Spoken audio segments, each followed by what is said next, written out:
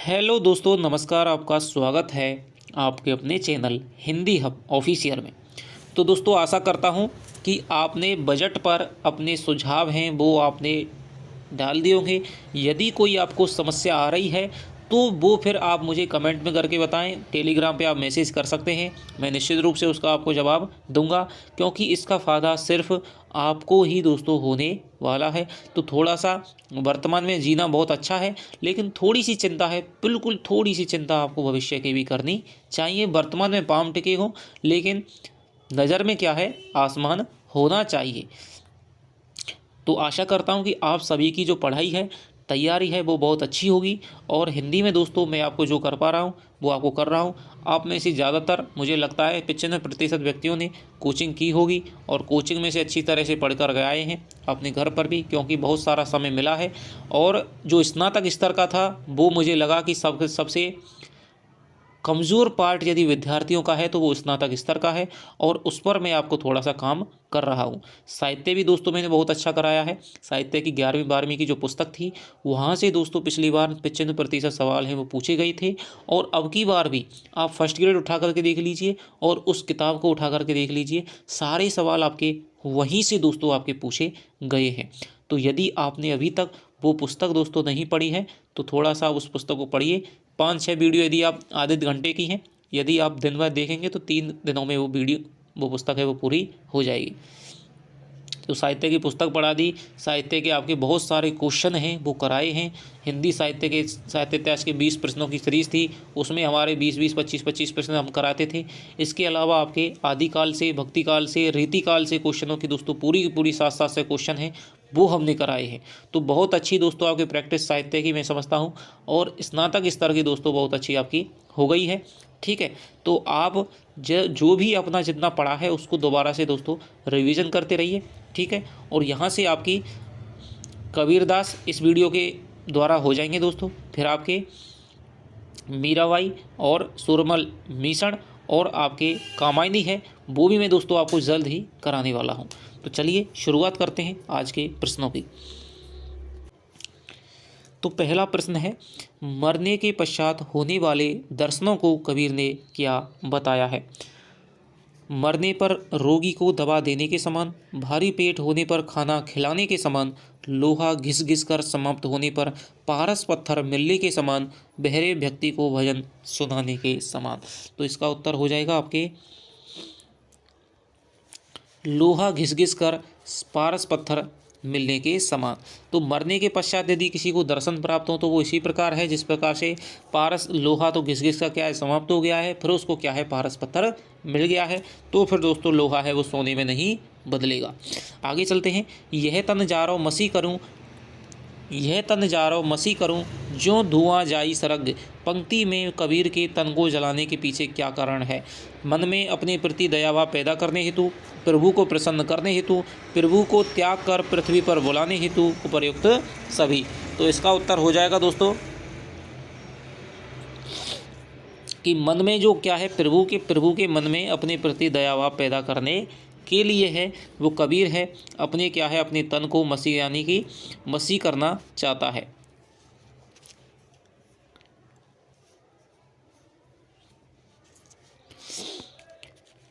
लोही सींची तेल ज्यों कब मुख देखो पीव। उपर्युक्त पंक्ति में पीव शब्द आया है गृहिणी आत्मा के लिए,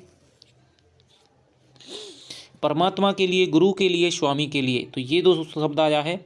लोही सींची तेल ज्यों कब मुख देखो पीव। पीव यानी कि मतलब पिया। ठीक है, प्रियतम।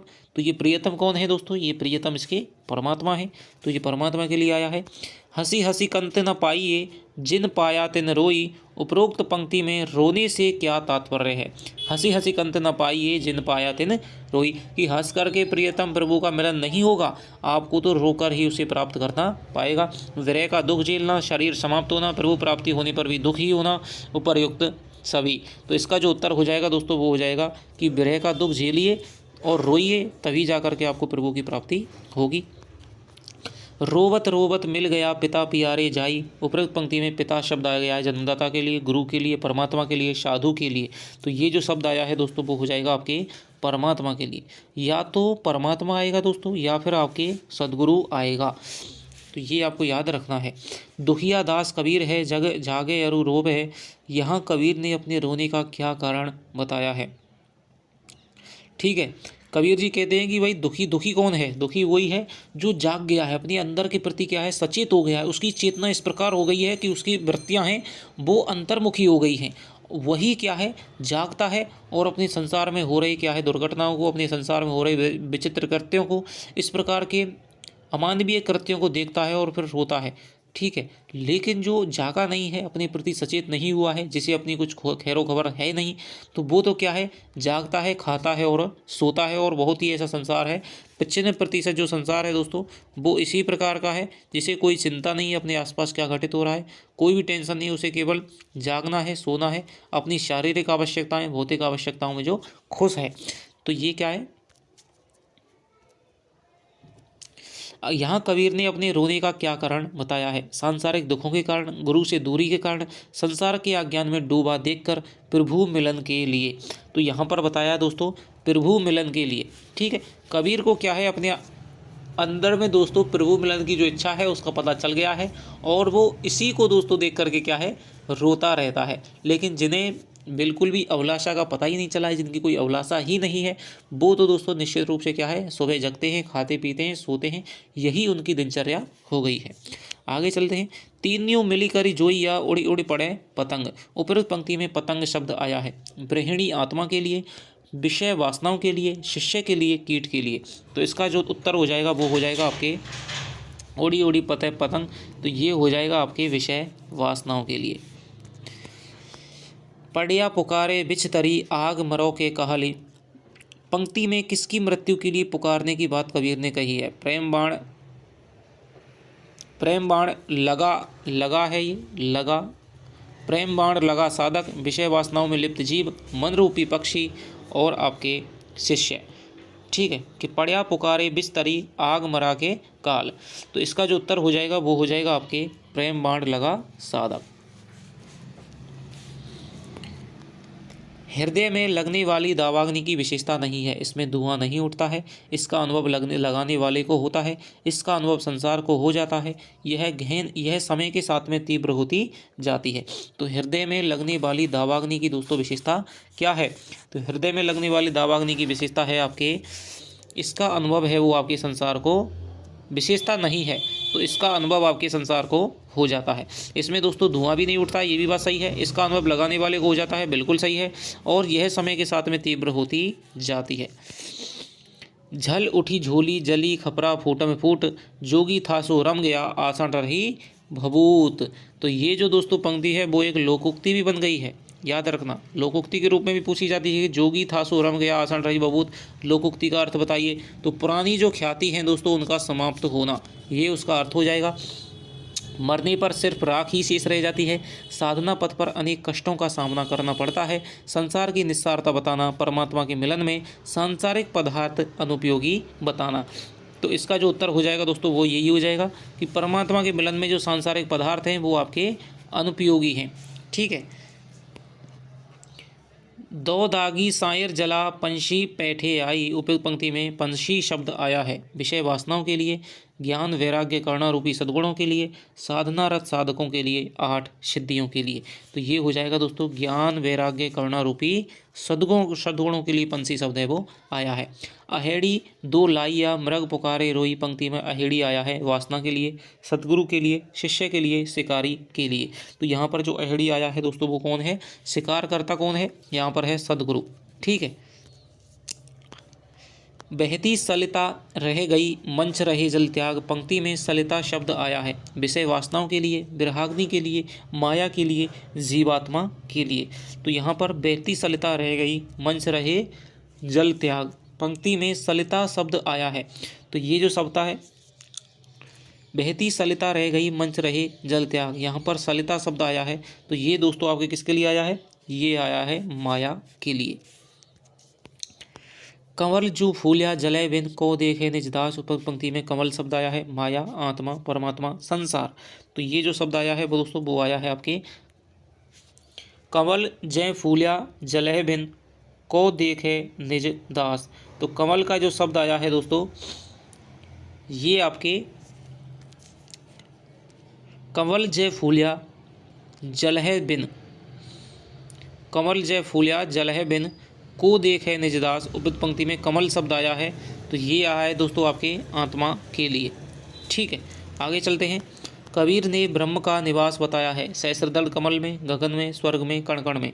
तो यहाँ पर ये आया है उत्तर आपके सहस्त्रदल कमल में आया है। योग साधना की जो पारिभाषिक शब्दावली है, पदों से ये आपका प्रश्न है, तो यहाँ सहस्त्रदल की साधनात्मक पारिभाषिक शब्दावली का दोस्तों प्रयोग किया गया है और यहाँ पर इसके नाथ संप्रदाय का प्रभाव है वो दृष्टिगोचर होता है। तो सहस्त्रदल कमल में ईश्वर का निवास है वो ब्रह्म का निवास बताया है। कबीर के अनुसार कबीर का मन ब्रह्म से एकाकार हो गया है। नमक में पानी के समान, पानी में नमक के समान, हवा में सुगंध के समान, ए और वह दोनों। तो यहाँ पर दोस्तों नमक में पानी के समान है कबीर का मन है वो ब्रह्म से एकाकार हो गया है। और नमक में पानी के समान किसका और वर्णन आया है, वो आया है दोस्तों आपके बिहारी रत्नाकर में।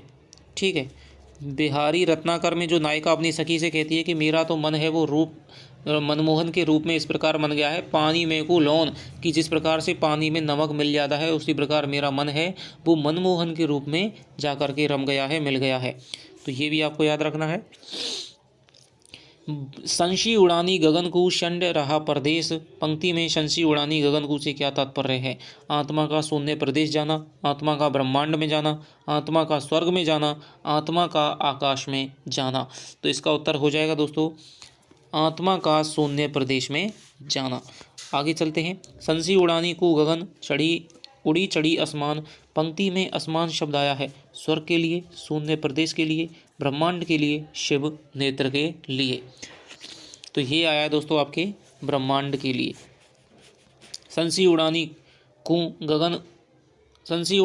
गगन, उड़ी चढ़ी आसमान। तो ये आपका ब्रह्मांड के लिए आया है। आगे चलते हैं। कबीर के अनुसार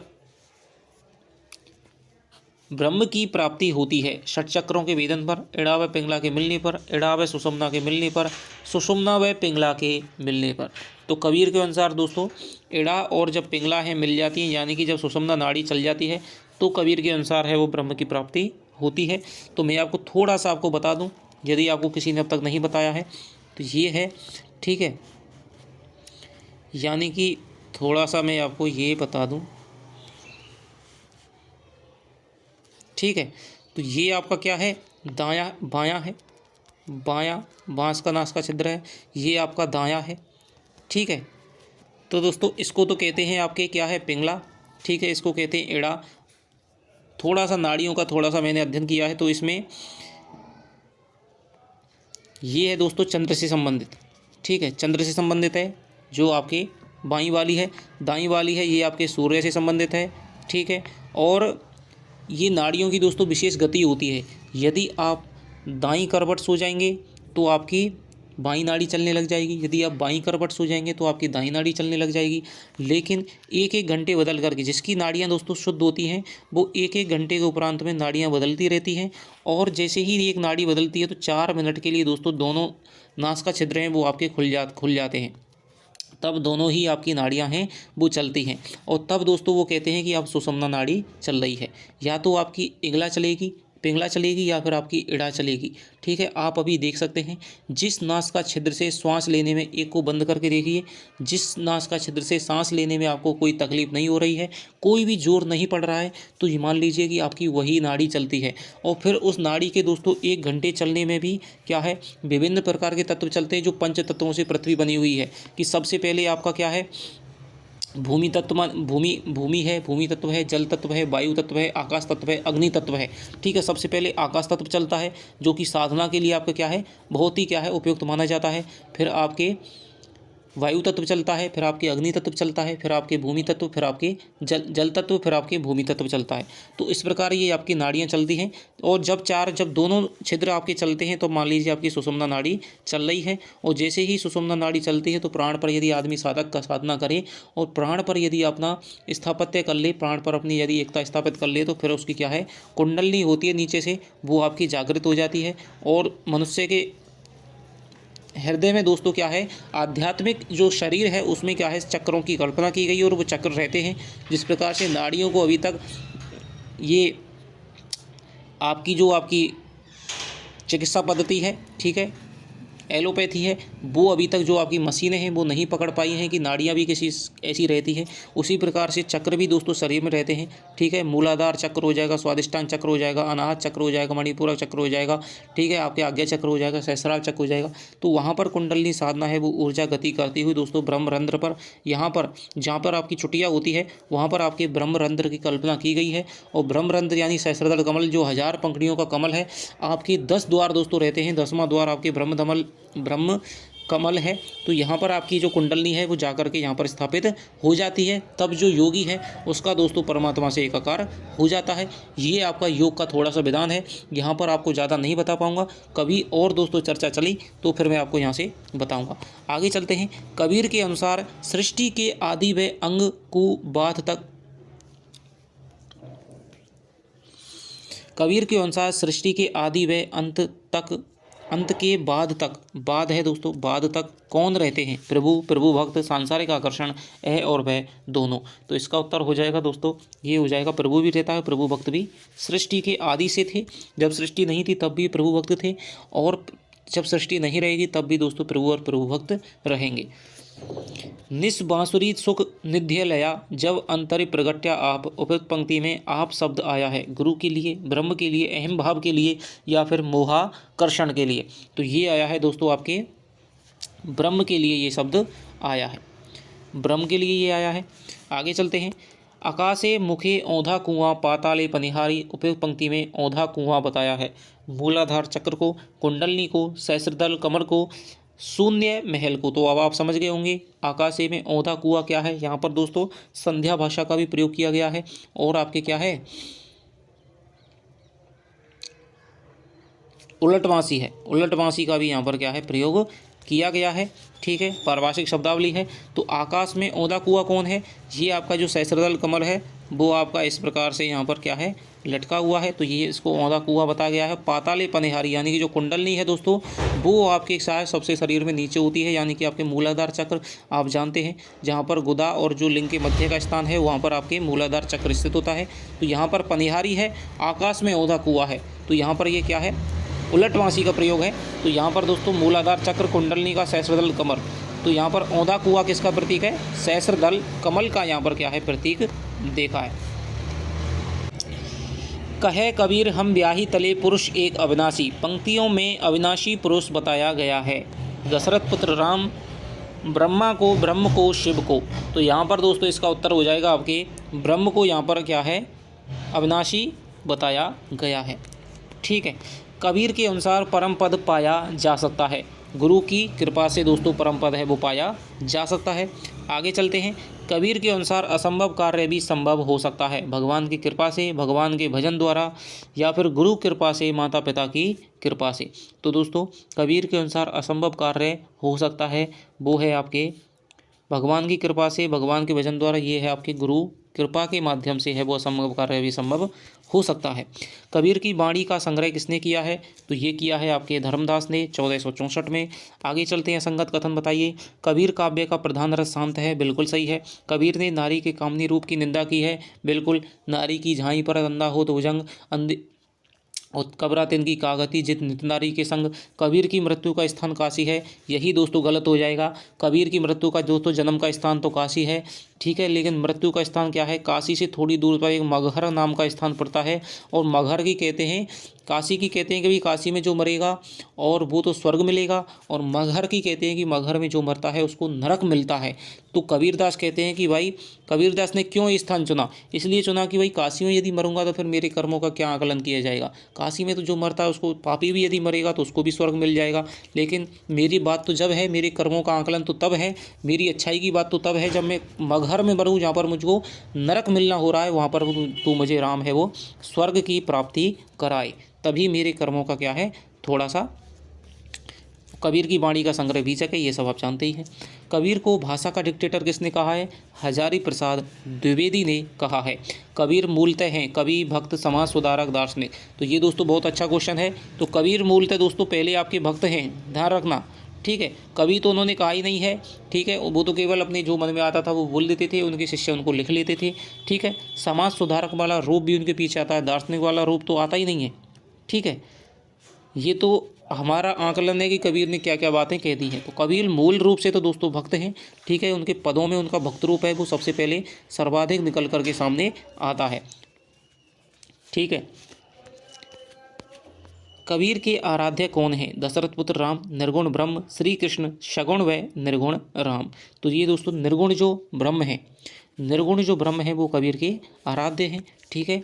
और राम भी दोस्तों इसी निर्गुण ब्रह्म की क्या है, कल्पना के रूप में आया है। कबीर के गुरु कौन थे? तो कबीर के गुरु कौन थे? रामानंद, ठीक है।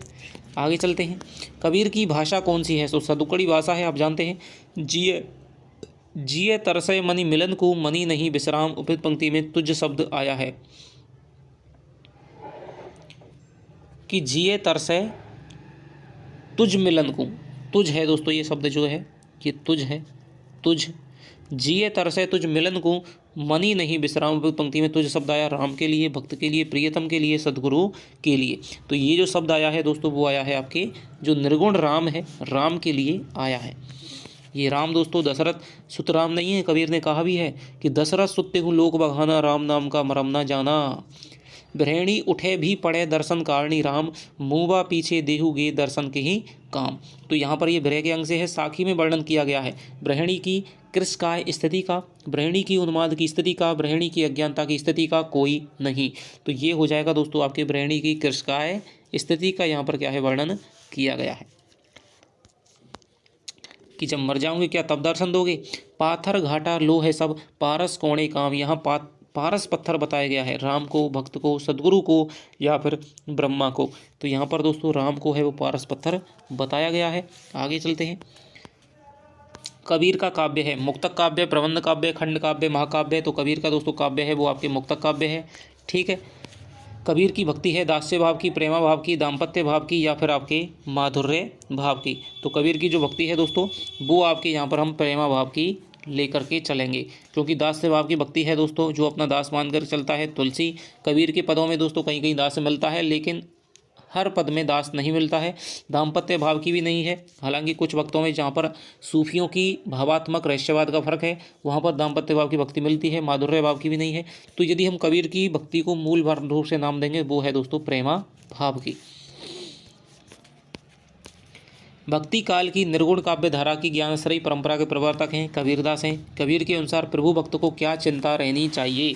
तो वो है दोस्तों आपके हरि नाम स्मरण की चिंता है वो प्रभु भक्त को हमेशा करती रहनी चाहिए।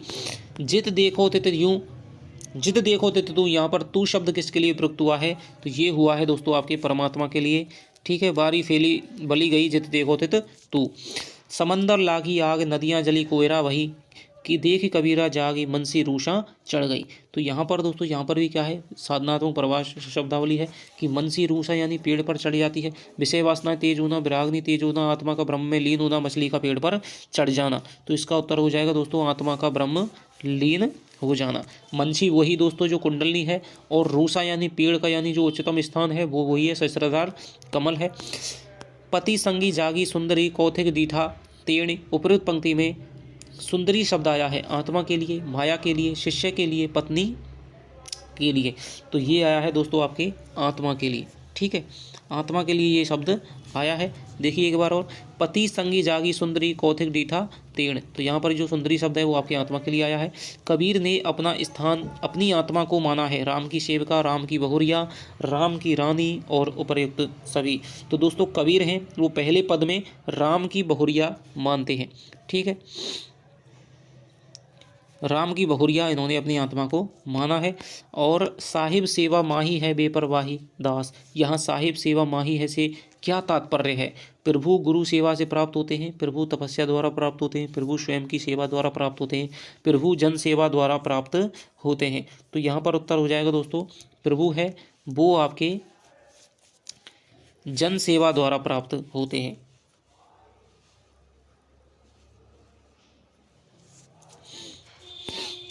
दुल्हनी गावो मंगलाचार पद किस राग में है? तो दोस्तों ये आपके राग गौड़ी राग में पद हो जाएगा। आगे चलते हैं। कबीर ग्रंथावली के संपादक कौन हो जाएंगे? तो ये हो जाएंगे दोस्तों आपके श्याम सुंदर दास, ठीक है। और आगे चलते हैं। कबीर नामक पुस्तक किसकी है? तो ये आप जानते हैं 1941 में हजारी प्रसाद द्विवेदी की कबीर को दोस्तों प्रतिस्थापित करने में सबसे मुख्य योगदान कबीर नामक पुस्तक है। कबीर ने ब्रह्म के स्वरूप का परिचय कौन से अंग में दिया है? तो दोस्तों कबीर ने ब्रह्म का जो परिचय है वो कौन से अंग में दिया है? तो ये ब्रह्म का जो परिचय है दोस्तों वो दिया है आपके ज्ञान विरह को अंग में दिया है।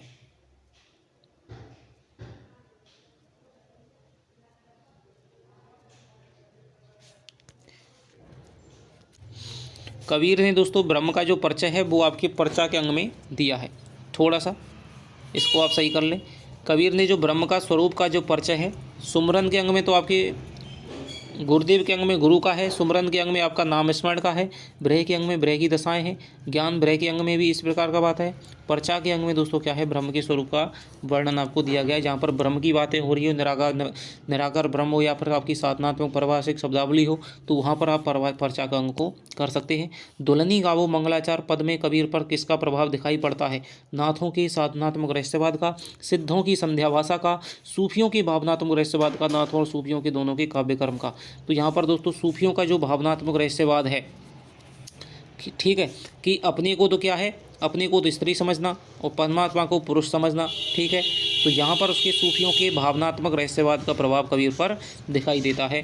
तो ये दोस्तों आपके 50 प्रश्न यानी कि टोटल आपके 100 प्रश्न हैं वो आपके कबीर से बना दिए गए, ठीक है। और कबीर से तो दोस्तों 1000 प्रश्न भी बनाए जा सकते हैं, लेकिन जब तक आप नहीं पढ़ेंगे तब तक दोस्तों कुछ नहीं होगा। तो आशा करता हूँ कि आपको जो भी मदद दोस्तों हो सकती है वो आपको करूँगा, ठीक है। अब तक की गई मदद से आपको कुछ ना कुछ दोस्तों फ़ायदा मिला होगा, ठीक है। यदि आपको दोस्तों वीडियो लग रही है और आप किस प्रकार की किस पे वीडियो चाहते हैं कमेंट करके दोस्तों अवश्य बताएं। तो चलिए आपसे मिलता हूं अगली वीडियो में, तब तक के लिए दोस्तों बाय बाय, जय हिंद, जय भारत।